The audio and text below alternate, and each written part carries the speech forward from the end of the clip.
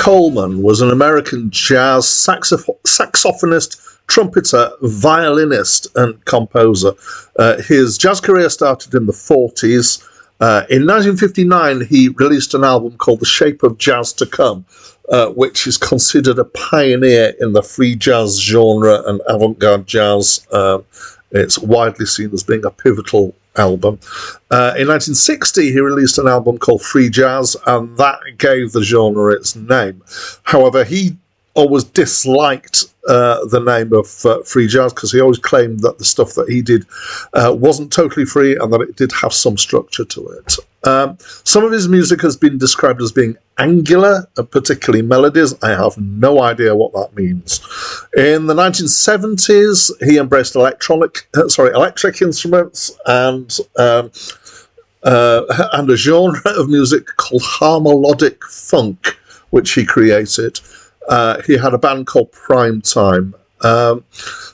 Harmonic funk, I'm going to read a sentence out from Wikipedia. It is associated with avant-garde jazz and free jazz, although its implications extend beyond those limits. So if you think about whether avant-garde jazz and free jazz have any limits, the intention here is it goes beyond those limits, whatever they are. He died in 2015, and he has got a sizable discography, but not as big as most jazz luminaries that have been around for that sort of length of time. Hi, my name's Dan. So this album is listed in the Acclaimed music listing as At the Golden Circle Volume 1. Actually, its name is At the Golden Circle Stockholm. But it's good to have this clarified because there is a Volume 2, which was listed as At the Golden Circle Stockholm Volume 2, I believe. And this is the first time that I've listened to this album. So it's a live album. There are 3 musicians, and it's, I'd say broadly speaking, jazz. It's instrumental avant-garde jazz, and there's a small audience as well. So we've got here Ornette Coleman, who's the person who's named on the credited for the album, playing alto saxophone and apparently trumpet and violin, although I don't remember either trumpet or violin in here. We've got David Izenzon, I might be pronouncing that wrong, on double bass, who's not a name I know. And we've got Charles Moffat on drums again, who's not a name I know. So the only name that I know from this is Ornette Coleman. There's 5 long tracks, and it's listed by Wikipedia as free jazz. Actually, it's one of their list of different genres. It's listed as, I think, avant-garde jazz, which is what Acclaimed Music have it down as, is possibly a better description. To my mind, free means as devoid of structure as you can get, and it's not. It's got a fair amount of structure to it, actually, but it is jazz, so there's always a certain amount of freedom in here, or there should be.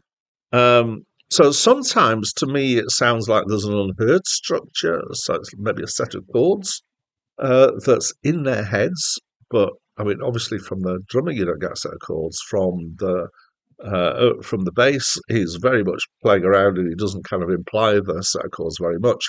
And on the sax, it's quite free. There's even, however, bits of tunes in places, and some bits that are definitely, obviously scripted. The drumming is mostly rhythmic and regular, and drumming usually is, but in free jazz it isn't always. And they've obviously rehearsed various bits that starts and stops, and kind of figures in what they're doing. And so it's kind of got this looseness to it, though, still. And it feels a bit like a 5-year-old child who's walking through a park with their parents, in that they're kind of wandering off, but kind of coming back. And with is a very kind of loose term for what they're doing. They will end up in the same direction as their parents went, but their journey is going to be considerably different. And I think that somewhat sums up the nature of this album. I get that it's experimental in nature. It feels that to me, that they're being quite beard strokey. I'm going to stroke a bit of it's music rather than music. So I've I keep saying this when I'm reviewing jazz albums. A few jazz albums ago, I made a commitment to myself and to you, my precious watcher, that when I do jazz, I won't get too dragged down with all the technicalities. I want to kind of talk about how it makes me feel. How did this make me feel? It made me feel like I wanted to turn it off, I'm afraid. The sax sound that's used is, I just find it all irritating. The sax sound is relentless and squeaky. The whole thing has very little of what I like about some jazz, which is the kind of the rhythm or the jump or the groove, the kind of either kind of slow feeling or the fast feeling. It doesn't have that. I also felt with the sax sound that to me, and I'm probably being wrong here because I'm not an expert, but it felt like there wasn't much subtlety in the playing. It felt just harsh. The bass is hard to pick out. The drums are okay, but they're not impressive enough in their own right. Very much focused on the saxophone of Ornette Coleman, and I'm not a fan of what he was playing. So to me, it's got too much brain and not enough soul or not enough heart to it.